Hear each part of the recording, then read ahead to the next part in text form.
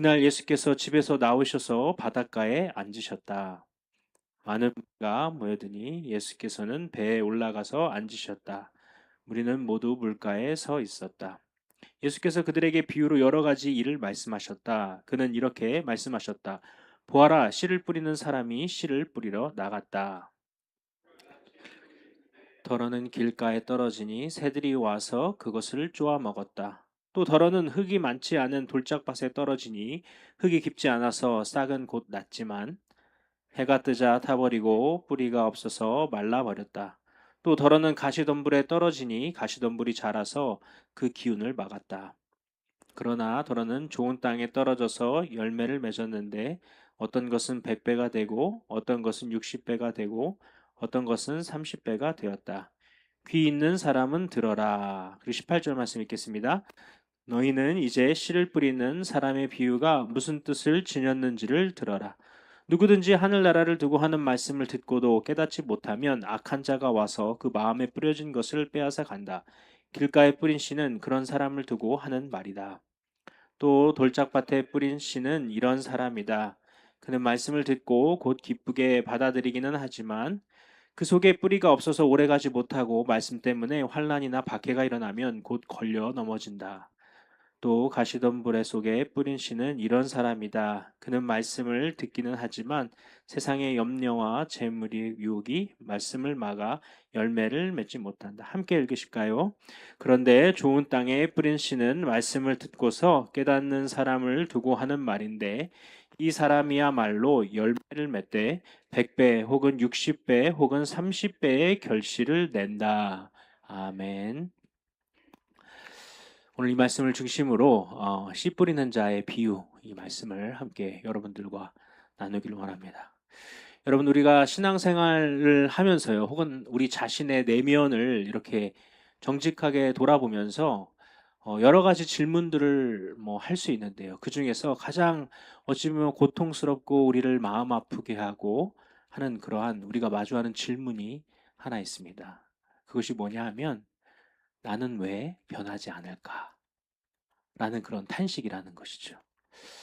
나는 오랜 세월 교회도 다니고 그리고 수많은 예배에 참석도 하고 어찌 보면 헤아릴 수도 없는 수많은 설교를 들었는데 그리고 때로는 찬양을 하면서 결단도 하고 뜨거운 눈물을 흘리기도 하고 그리하였는데 막상 여러분 경험을 많이 해보셨을 텐데 월요일 아침이 되면요 우리가 치열한 직장으로 가서 출근하고 또 익숙한 가정의 그 일상으로 돌아가면은요.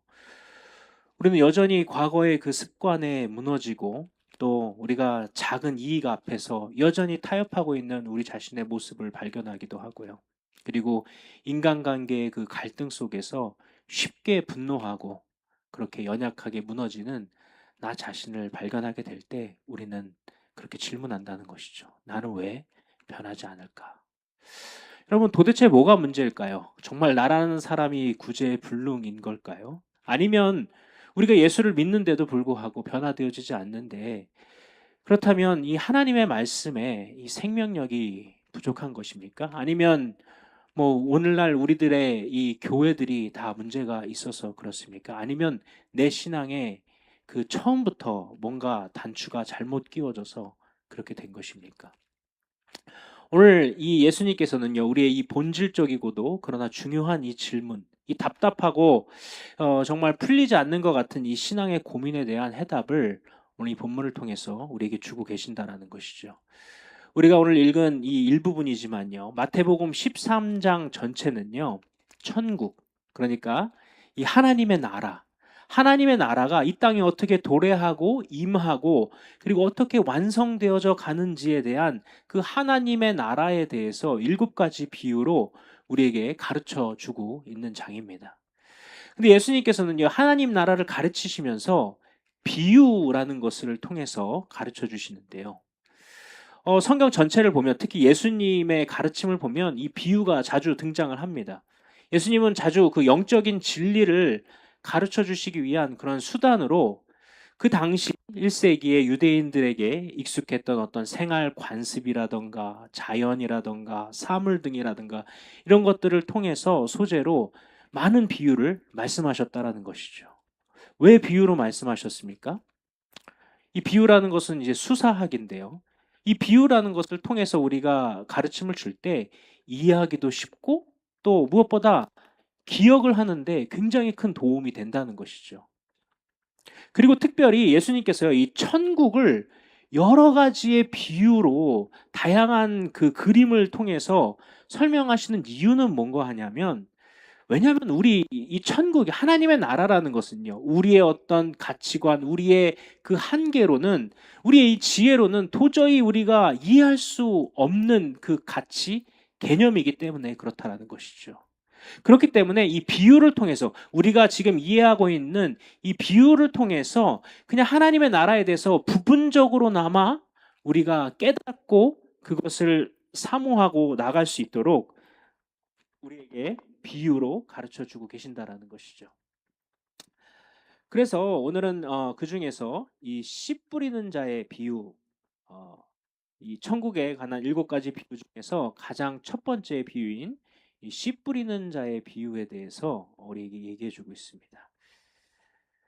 그래서 이 씨 뿌리는 자의 비유라는 것은요, 결국 이 하나님 나라의 이 복음을 전하기 전에 이 먼저 그 말씀을 듣는 우리 회중들의 그 자세와 태도의 중요성에 대해서 가르치고 있다라는 것이죠.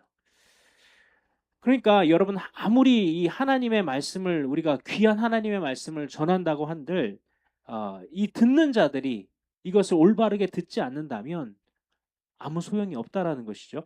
그래서 9절 말씀에 이렇게 얘기합니다.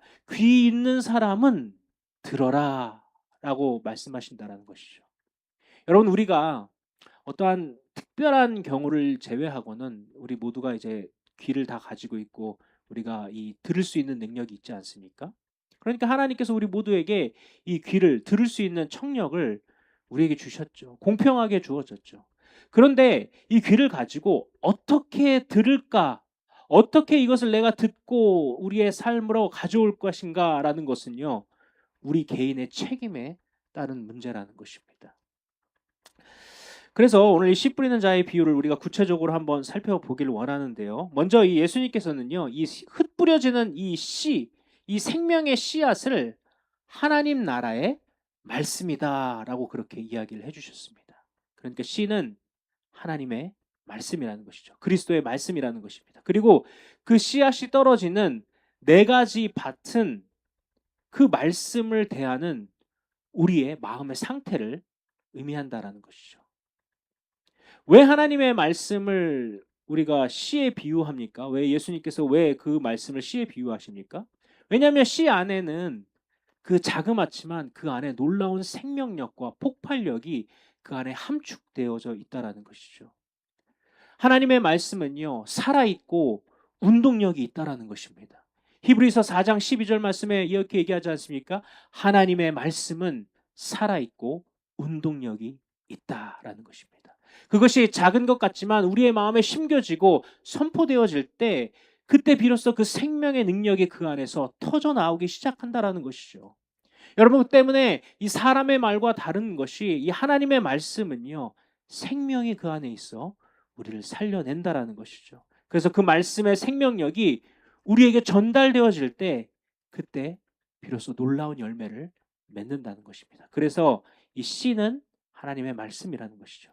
그런데 오늘 예수님께서 이 말씀을 하시면서 포커스를 주시는 것은요, 이 씨에 대한 내용을 오늘 다루는 것이 아니라, 혹은 아니면 뭔가 씨를 뿌리는 어떤 방법이나 이런 방법론을 이야기하시는 것이 아니라 그 씨가 뿌려지는 그 밭으로 비유된 사람들의 마음의 상태에 대해서 이야기하고 있다는 사실입니다. 즉 다시 말해서 여러분, 왜 우리 가운데, 우리의 삶 가운데, 저와 여러분의 10년 가운데 왜 하나님의 나라가, 하나님의 능력이 나타나지 않습니까? 아까 처음에 질문 드린 것처럼 왜 우리의 삶에 우리가 예수님을 믿으면서도 불구하고, 그 하나님을 우리가 믿으면서도 불구하고 우리의 삶에 왜 이 하나님의 나라가, 그 능력이 나타나지 않냐라는 것이죠. 우리가 잘 아는 것처럼요, 말씀 자체에는 그 어떠한 결함도 없다라는 것입니다. 이 씨앗은요, 그 안에 세상을 바꿀 만한, 뒤집을 만한 엄청난 그 폭발적인 생명을 품고 있다라는 것이죠. 문제는 그 씨앗을 품어내는 우리의 마음이라는 것이죠. 그래서 오늘 본문에서는요, 이 하나님 말씀에 대해서 각각 다른 반응을 보이고 있는 네 부류의 이 사람들의 모습을 우리가 살펴볼 수 있습니다. 그리고 이 네 종류의 그 사람들의 반응은요, 예수님 당시 때뿐만 아니라 오늘날 우리 교회 속에도 그대로 존재한다라는 사실이죠. 오늘 우리가 이 말씀을 살펴보면서요, 우리의 마음은 어떠한가 한번 살펴볼 수 있었으면 좋겠습니다.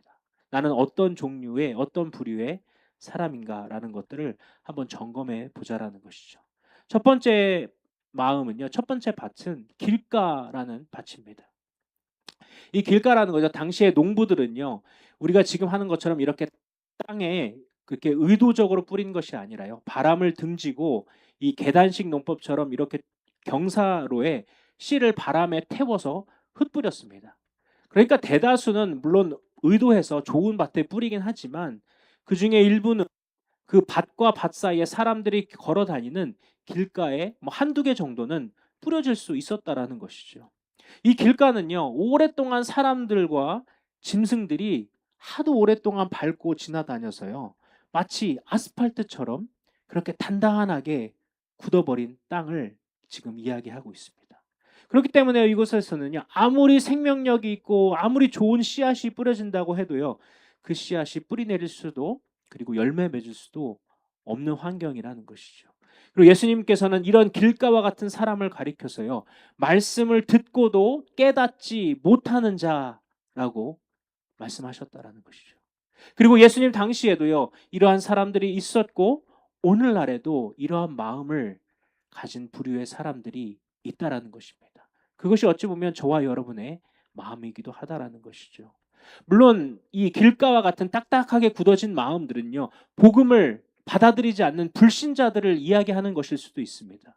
그런데 사실은 이 교회 안에도요, 우리 믿는 사람들 안에도 이러한 길가와 같은 마음을 가진 사람들이 많이 있다라는 안타까운 사실인 것이죠. 그러니까 말씀이 선포되어지고 말씀이 내 안에 주어지지만 그 말씀에 대해서 전혀 반응하지 않는 그러한 사람들을 가리키고 있습니다. 그 마음이 너무나 교만하게 딱딱하게 굳어져 있기 때문에, 혹은 오랜 신앙생활을 통해서 그 타성에 젖어버린 것이죠. 그래서 더 이상 뭔가 하나님의 말씀에 대한 영적인 기대감이 없는 채 교회에 들락날락하는 그러한 사람들을 가리킨다라는 것입니다.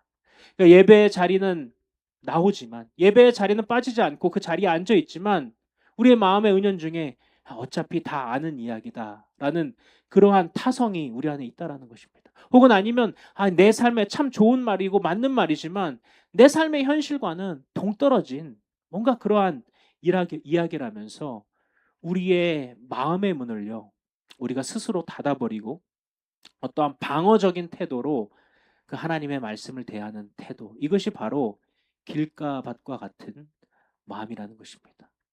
즉 다시 말해 진리를 향한 하나님의 이 말씀과 하나님 나라에 대한 갈급함이 없기 때문에요, 이 굳어진 마음에는 하나님의 은혜가 스며들 틈이 없다라는 것이죠. 여러분, 안타깝지만 이러한 사람들의 그 결과는 어떻습니까? 오늘 본문을 우리가 계속 읽어보면은요, 새들이 와서 그 씨앗을 먹어버림으로 인해서 열매를 맺을 기회를 잃어버리게 됩니다. 그리고요, 오늘 이 마태복음의 이 말씀은요, 마가복음과 누가복음에도 나오는데요, 이 동행 구절인 마가복음 4장 15절에 보면 이 새들을요, 사단이라고 분명하게 명시를 하고 있습니다. 15절 말씀에 길가에 뿌려지는 것들이란 이런 사람들이다. 그들에게 말씀이 뿌려질 때에 그들이 말씀을 듣기는 하지만 곧바로 사탄이 와서 그들에게 뿌려진 그 말씀을 빼앗아 간다. 우리에게 말씀이 주어지지만 사탄이 그것을 빼앗아 간다라는 것입니다. 여러분, 왜 사탄이 와서 우리 마음속에 떨어진 이 말씀의 씨를 빼앗아 가는지 아십니까? 동일한 말씀인데 누가복음 8장 12절에 보면 그 이유를 우리에게 보여주고 있습니다. 그들로 믿어서 구원을 얻지 못하게 하기 위해서 그렇게 한다라는 거예요. 12절 누가복음 8장 12절 말씀에 보면은요. 길가에 떨어진 것들은 말씀을 듣기는 하였으나 그 뒤에 악마가 와서 그들의 마음에서 말씀을 빼앗아 감으로 믿지 못하고 구원을 받지 못하게 되는 사람들이다라고 이야기합니다. 여러분 그러니까요. 이거 굉장히 지금 심각한 문제라는 것이죠. 우리의 마음이 딱딱해져서 교만해져서 하나님의 말씀이 더 이상 우리의 마음속에 은혜로 스며들지 못하면요. 그냥 단순히 은혜 받지 못하는 데에서 끝나는 것이 아니라 굉장히 심각한 결과를 낳게 된다는 것입니다. 사단이 우리로 하여금 계속해서 그 말씀에 반응하지 못하고 듣지 못하게 하기 때문에 결국 우리의 생명을 빼앗아 가게 된다는 것이죠. 우리가 영적으로 무감각해져 있을 때 악한 영이요. 우리 가운데서 그 말씀을 믿어서 구원과 회복에 이르지 못하도록 그 귀한 생명의 씨앗을 즉시로 빼앗아 간다는 것입니다. 여러분 그러니까 이것이요 그냥 남의 이야기가 아니라는 것입니다. 단순히 그냥 교회 바깥에 있는 복음을 거부하는 그러한 불신자들의 이야기가 아니라 오늘날 저와 여러분 안에도 이러한 마음이 있을 수 있다라는 것이죠. 그것이 바로 어찌 보면 우리의 영적인 그 방어 기제이자 우리의 완악함과 또 우리의 오랜 신앙생활 곁에 우리 형성된 영적인 타성이라는 것입니다. 예배 자리에 나와서 우리가 설교는 듣고 또 때로는 말씀을 듣지만 속으로는요. 아, 저 얘기는 오늘 저 사람이 들어야 되는데 안 나왔네. 오늘 저 권사가 혹은 저 집사가 저분이 들어야 되는데 라고 하면서 우리 자신에게 그 말씀을 적용하기보다 우리 안에 이러한 교만한 마음으로 그 말씀을 쳐낸다라는 것이죠. 그리고 오랜 신앙생활로 인해서요. 더 이상 하나님의 말씀을 대하는 그러한 기대와 떨림이 없는 상태가 바로 영적인 길가라는 것입니다. 여러분 분명한 사실은요. 우리 안에 이러한 완악함, 이러한 흙이 부서지지 않고는요. 결코 씨앗이 심겨 역사할 수 없다라는 것입니다. 내 고집과 내 교만과 이러한 것들을 우리가 내려놓지 않으면요.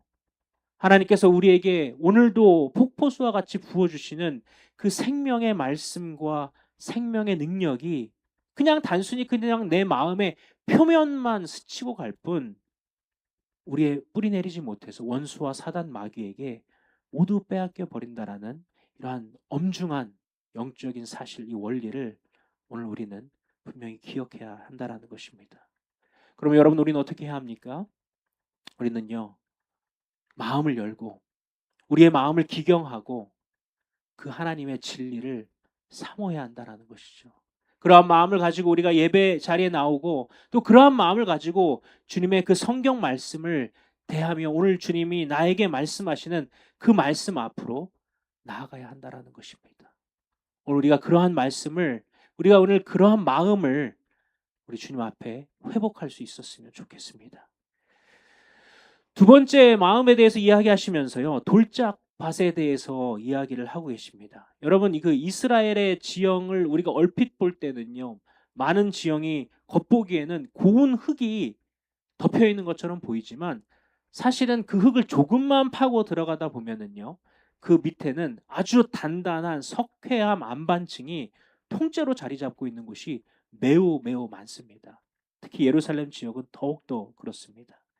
그러니까 흙이 얕기 때문에요. 씨앗이 떨어지면 당장은 그 뿌리를 내리고 뭔가 열매를 내는 것처럼 보입니다. 싹을 돋아내는 것처럼 보입니다. 그런데 그 뿌리가 결국에는 그 밑에 있는 바위에 막혀서 뻗어나가지 못하는 것이죠.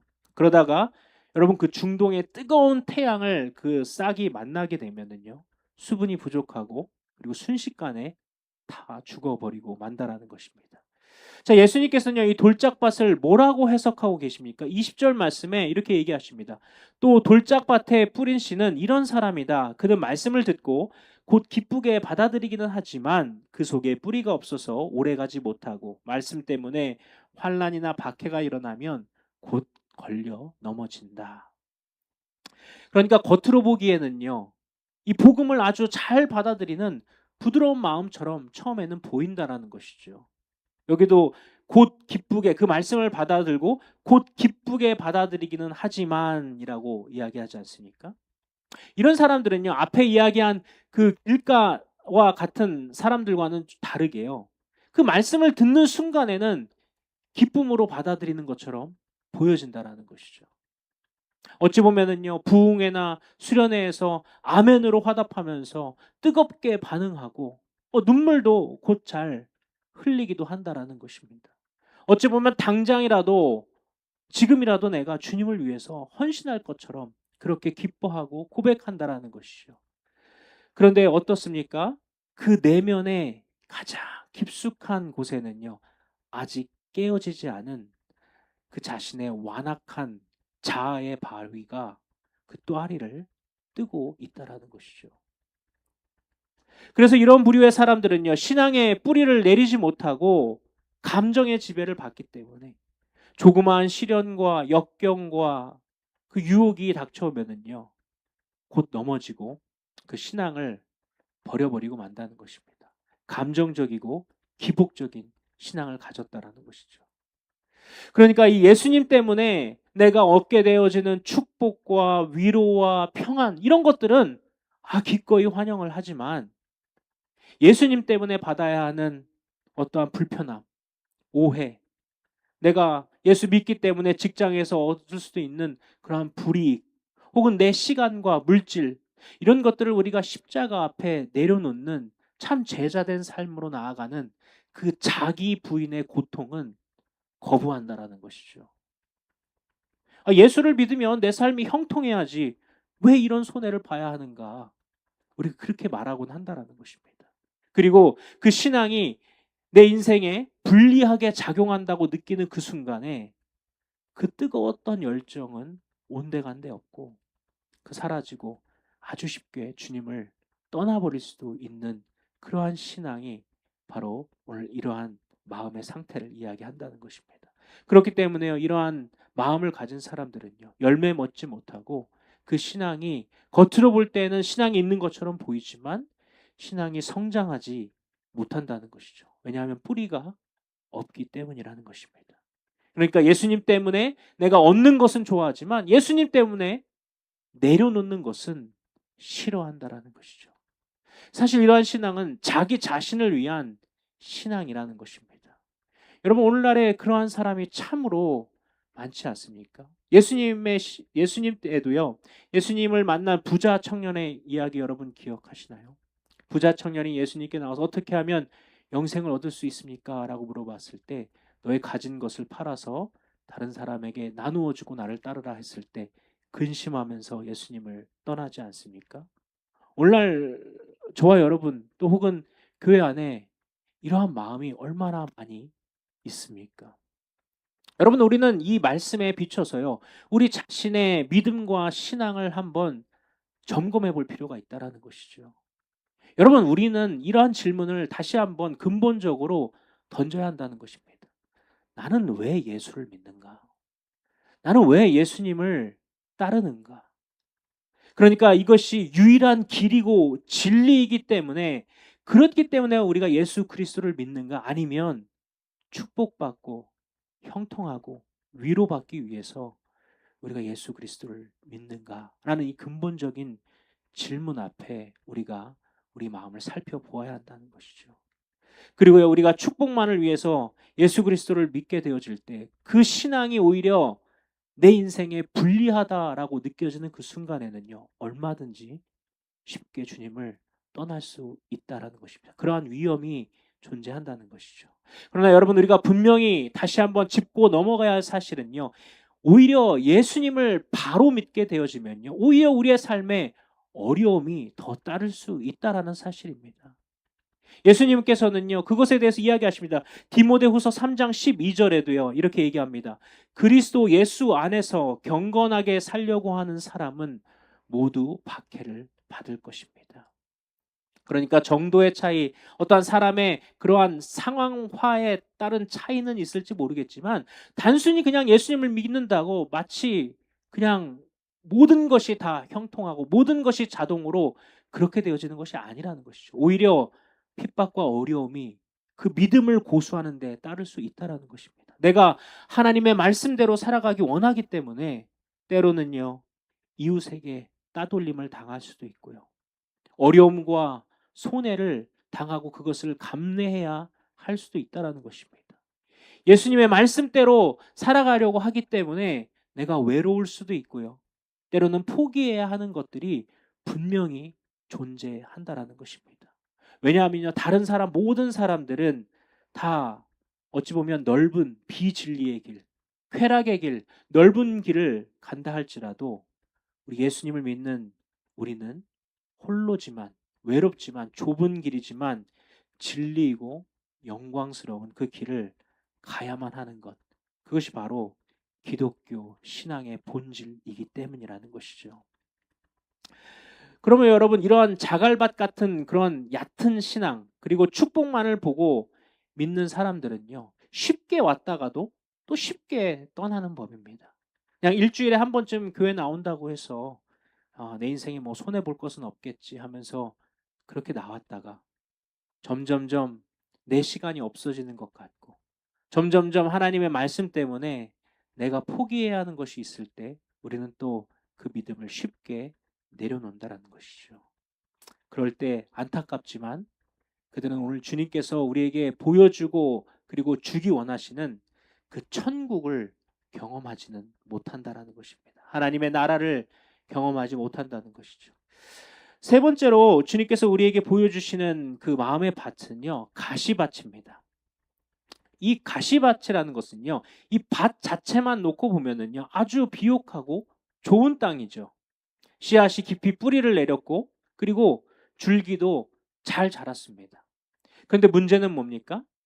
문제는요, 그 땅이 완전히 그 제대로 개간이 되어지지 않았기 때문에 이 곡식과 함께 잡초와 가시덤불이 함께 자라고 있다라는 것이 문제라는 것입니다. 결국 그렇기 때문에 이 가시떨기가 그 곡식보다도 빨리 자라서 그 그늘과 부족한 영양분으로 인해서 열매 맺지 못하고 시들고 말아진다라는 것이죠. 예수님께서는요, 22절 본문에서요, 이 가시덤불의 정체가 무엇인지를 우리에게 분명히 짚어내고 계십니다. 그 가시덤불의 정체가 바로 세상의 염려와 재물의 유혹이다라고 우리에게 말씀하시는 거예요. 22절 말씀입니다. 또 가시덤불 속에 뿌린 씨는 이런 사람이다. 그는 말씀을 듣기는 하지만 세상의 염려와 재물의 유혹이 말씀을 막아 열매를 맺지 못한다. 그러니까 이런 마음을 가진 사람들은, 이런 그리스도인들은요, 주님을 사랑하지 않는 것은 결코 아닙니다. 믿음도 있고요, 헌신도 합니다. 그리고 그 안에 주님을 향한 마음도 있다라는 것이죠. 그런데 문제가 뭔가 하니, 이 주님을 사랑하는 만큼, 아니 어찌 보면 그 이상으로 세상도 끔찍히 사랑한다는 것입니다. 주일 예배에 예배당에 나와서 은혜도 받고 하나님의 말씀 안에 결단도 하지만요, 문을 나서고 우리의 삶의 자리로 그 일터로 향하는 순간, 그 순간부터 마음은요, 온통 다른 세상의 관심사로 덮여버린다는 것이죠. 무엇을 입을까, 무엇을 먹을까, 무엇을 배울까, 무엇을 살까, 뭘 해볼까, 어떻게 하면 돈을 더 벌 수 있을까, 내 노후는 어떻게 하면 더 풍요롭게 준비할 수 있을까, 우리의 자녀가 남들보다 뒤처지면 어떡할까, 이렇게 이 세상의 염려와 갖가 염려와 이 헛된 이 성공의 유혹이요, 가시처럼 우리의 삶에 돋아나서 하나님의 말씀이 자라지 못하도록 그 하나님의 말씀의 숨통을 조여온다라는 것입니다. 그러니까 이 하나님과 재물을 겸하여서 섬기려는 이 두 마음을 품고 있기 때문에 결국에는 아무리 오랜 신앙생활을 한다 한들, 아무리 은혜를 받는다 한들 영적인 열매를 맺지 못한 채 그 세상의 염려에 질식해 버리고 만다라는 것이죠. 여러분, 오늘 우리의 가장 큰 관심은 어디에 있습니까? 하나님의 나라와 하나님의 말씀, 내 안에 역사하시고 내 안에 교제하시고 내 안에 거주하시는 하나님이십니까? 아니면 이 세상의 성공과 이 세상의 염려입니까? 오늘 이 앞에 세 가지의 그 마음, 그 밭을 이야기했습니다. 여러분, 우리는요, 이 세 가지의 신앙의 열매를 맺지 못하도록 방해하는 것 중에 어디에 해당이 되나요? 어떤 것이 가장 우리의 신앙을 자라나지 못하도록 방해를 하고 있습니까? 아마 저마다 각자의 그 연약한 부분이 다 있으리라 생각합니다. 여러분, 예수님께서는요, 그런데 우리가 이 세 가지의 마음에서 벗어나서 결국 우리의 마음이 어디로 향해야 하냐면 네 번째 밭과 같은 그 마음이 돼야 한다라고 이야기를 하고 계신다라는 것이죠. 앞에 세 가지를 이야기한 것은요, 너희는 그래서 자격이 없어, 그 얘기가 한 것이 아니라 결국 우리가 지향해야 되고 우리가 나아가야 하는 방향이 바로 오늘 예수님께서 마지막에 말씀하시는 네 번째 밭을 향해 나아가야 한다라는 것입니다. 그런데 여러분, 사실 이 말씀을 보면서 놀라운 사실 중에 하나는요, 농부가 뿌린 씨앗 중에서 4분의 3이나 되는 씨앗이 열매를 맺지 못하고 실패하는 것처럼 보였다라는 것입니다. 그러니까 이것은요, 오늘날 우리에게도 동일하게, 오늘날 이 그리스도인들의 그리고 교회의 현실에도 동일하게 적용되어지는 것 같습니다. 주님을 따르던 수많은 무리가 있지 않았습니까? 그리고 그 대다수의 사람들은요, 예수님의 말씀을 듣고 좋아하고 환호했고, 그리고 기적도 경험하고 체험하면서 예수님을 따라다니는 것처럼 보였지만 결국 끝까지 남아 그 생명의 열매를 모두가 맺은 것은 아니라는 사실인 것이죠. 그러니까 예수님께서는요, 수많은 관중의 어떠한 환호나 그 인기에 연연하거나 속지 않으셨습니다. 오히려 그보다는 정말 적은 소수라 할지라도 예수님의 말씀을 붙들고 열매 맺는 소수의 제자들과 함께 하시면서 그들의 삶이 자라나기를 원하셨다라는 것이죠. 오늘날 우리도 마찬가지입니다. 많은 그리스도인들이 있고 우리가 어찌 보면 이 기독교 국가라는 이 미국에 살고 있지만 정말 이 중에 예수님을 참 사랑하며 따르는 믿음에 참된 성도들이 얼마나 있냐라는 것이죠. 혹은 우리는 그것을 사모하며 거기로 더디더라도 그것을 바라보며 네 번째 밭이 되기 위해 우리의 마음을 기경하고 있냐라는 것입니다. 그래서요, 우리 주님께서는 이 마지막 그 밭, 좋은 땅을 말씀하시면서 우리에게 이것을 사모하며 이러한 밭으로 우리의 마음을 준비하라 말씀하신 것이죠. 이 좋은 땅이라는 것은 어떤 땅입니까? 이 식물이, 이 곡식이 자라기 적합하도록 잘 개간이 되고 돌과 잡초가 골라내어지고 그리고 가시덤불이 뿌리채 뽑힌 그런 땅입니다. 그리고 이 땅에 떨어진 그 씨앗은요, 우리가 잘 아는 것처럼 30배, 60배, 100배의 그 열매를 맺게 되는 것이죠. 여러분, 그럼 어떤 사람이 이 좋은 땅과 같은 사람이라고 주님께서 말씀하십니까? 23절에 예수님께서 그것을 우리에게 가르쳐 주십니다. 그런데 좋은 땅에 뿌린 씨는 말씀을 듣고서 깨닫는 사람을 두고 하는 말인데 이 사람이야말로 열매를 맺되 100배 혹은 60배 혹은 30배의 결실을 낸다. 주님은요, 이 좋은 땅을 가리켜서 말씀을 듣고서 깨닫는 사람이다라고 하셨습니다.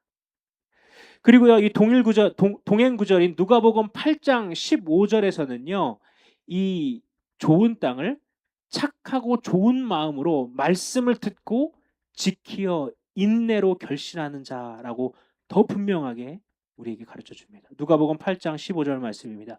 좋은 땅에 있다는 것은 착하고 좋은 마음으로 말씀을 듣고 지키어 인내로 결실하는 자니라. 아멘.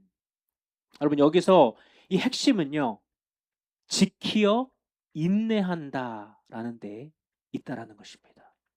지키어 인내하다.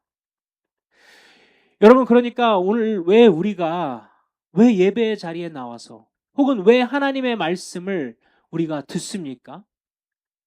그냥 설교 한 편을 우리가 또 수많은 설교 중에 또 다른 한 편을 들으면서요, 단순한 어떤 지적인 만족이나 어떠한 우리의 신학적인 그 갈급함을 채우기 위해서거나 우리의 마음의 위안을 삼기 위해서 우리가 예배 자리에 나옵니까? 아니죠. 우리가 그 들은 말씀을, 그것이 적은 말씀이라 할지라도 지켜내기 위해서 이 자리에 있는 것 아니겠습니까?